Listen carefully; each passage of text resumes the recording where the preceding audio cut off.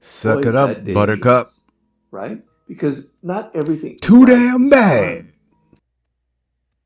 No more corn, guys. No more corn. No more corn for you. No more corn. No more corn. Hey, what's up today, people? I'm doing a video on not following your passion is a bad advice. And we watching a video by Robert Greene. Um, he gonna talk about it, but let's go. But the sense of deep connection to what you were meant to accomplish, to a sense of destiny in life. This is what I was meant to do. Cliche of follow your passion in life. As if that's what's important, as if that's my message. Follow And I your find that passion. word passion a little bit cringeworthy. It almost sounds like a perfume or something. It's very sentimental and it doesn't have much meaning to me. So I never like to talk about finding your passion. I look at it very differently because, look, when it comes to mastery, when it comes to success, when it comes to gaining power in this world, it requires a lot of effort. It requires discipline. It requires hard work. It requires years of dedication, patience. And if all that is fueling you is your passion, you're never going to be able to have the energy and the patience to go through a lot of the monotony that is involved in building anything successful. So, to be honest with you, I actually kind of hate that word passion. So, here's how I look at it: you have a life's task, something you were born to accomplish. It's something that resonates deep, deep within you. It's what we call a calling in the old sense of the word, your vocation, what you are called to accomplish. It reveals itself when you are a child by things you were drawn to, and then it becomes clearer as you get older that this is what I was meant to do. I'm somebody who's interested in the body. I need to go into sports or athletics or dance or whatever it is. Or I'm somebody that's into patterns and mathematics and that kind of world. That's where I should go into. Or I'm into the sciences and I'm kind of more of an abstract thinker. Or I'm a word person, I'm into writing and literature, etc. Or I'm an imageur, or I like working with my hands. I don't care, whatever it is, it's all beautiful, it's all equal, it's all great. Working with your hands is no inferior to writing a book. You discover what your life's task is. You feel a connection to it. You feel a love of it. I feel Okay, a so maybe connection love to enters music. into the picture a bit I then. feel a And you connection feel that to this is streaming. something that you were destined to create. And I advise people very deeply on many occasions how to find that. It's a process that you must go through if it's not clear to you. It was clear to me when I was 8 years old that writing was something that I I wonder how so old much he loved is right now. that I had to do. And if Robert Greene.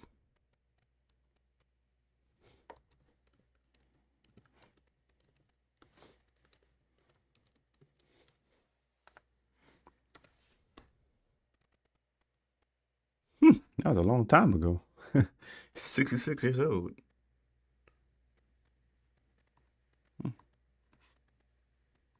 That's a pretty long time ago. I couldn't become a writer, I might as well just kill myself. It meant that much to me, okay? But now that you've discovered or you have a connection to what this is, to what your life's task must be, you then have to be a very patient and disciplined person. You have to be willing to go through an apprenticeship phase of many, many years of learning your craft, of learning all of the different codes and conventions that go into it, training with a master or training with a mentor, if that is possible, and trying different things and learning as much skills as possible. That requires being able to put up with tedium. So what happens if passion and pleasure is your motivating factor in life. This is where I dislike that word passion. It makes me cringe. If passion is what motivates you, the moment something is boring, you're going to go, I don't feel passionate about that. I don't want to study the piano every day like that. I don't want to have to learn all these different steps in this particular sport. It's not passionate for me. It doesn't give me, it's not fun. Suck Boy, it is up, that Buttercup. dangerous, right? Because not everything Too in life damn is bad. fun.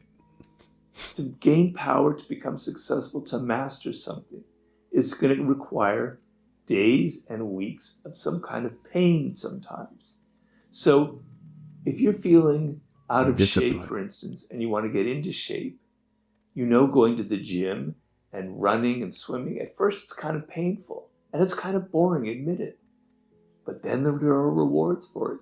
But if you enter into this going, I have to be passionate about running those laps to get into shape, you're never going to make it past the first day because your passion is going to die after day 3 when your legs ache and your muscles are tired and you're feeling kind of bored. Be old, What will cranky, see you through and tired is as not hell. passion, Damn. but the sense of deep connection to what you were meant to accomplish, to a sense of destiny in life. And This your is what hairline I going was to meant to recede. do, right? I love this. I love it so much that I'm willing to put up with the pain involved, with the boredom, with the tedium, with the training, because I know that in a year or 2 or 5 years or 7 years, it will start becoming more fun. It will start opening up. Things will start happening for me, right? So just get over this notion that everything in life has to be pleasurable. And here's the following way I would look at it. Redefine your concept of pleasure. So playing a video game or watching a porn video on the internet might give you a weird kind of pleasure in the immediate moment. Excuse me, sir? But then it doesn't really last. It turns into pleasure, a porn video.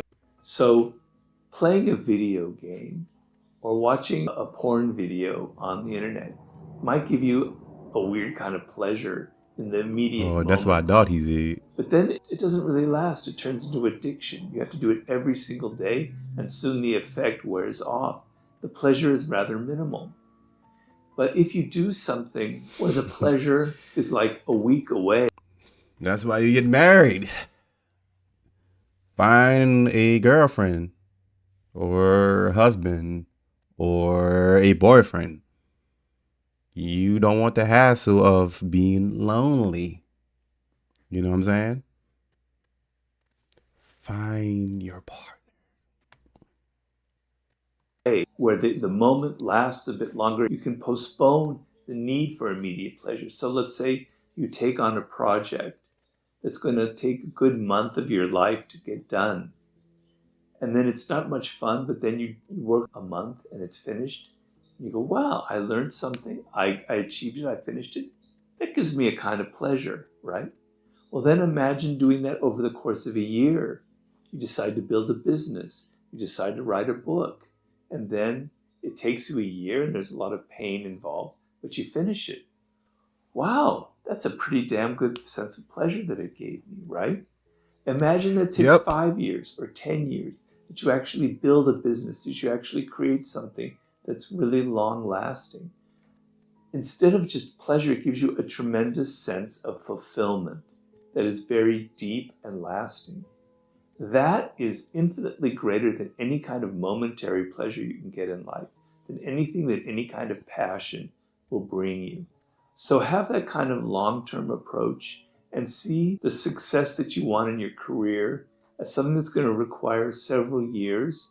And how are you going to see yourself through the drudgery, through the day-to-day work? No more corn, guys. No more corn. No more corn for you. No more corn. No more corn.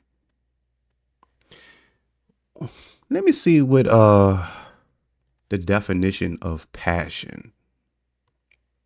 Was it Webster? Passion?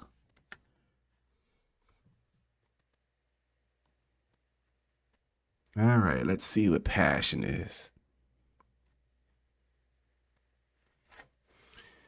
An intense romantic affection, love, sexual desire, a strong feeling of enthusiasm or excitement for or devotion to some activity, object, or conception. So so passion is just basically almost emotion, but it's a desiring, and and even though I love piano, even though I play instruments, even though I can sing, it can get boring. But I have to keep on singing. I have to keep on producing. I have to keep on doing everything in music for me to accomplish my goal, you know? So continue on what you're doing. But also, you should, you know, not follow after what you love, but other things you think you love. Yes, other things you think you love. So don't put all your eggs in one basket. So, yeah. Thank you all for watching, and you can see me in the next episode or video. So, ciao.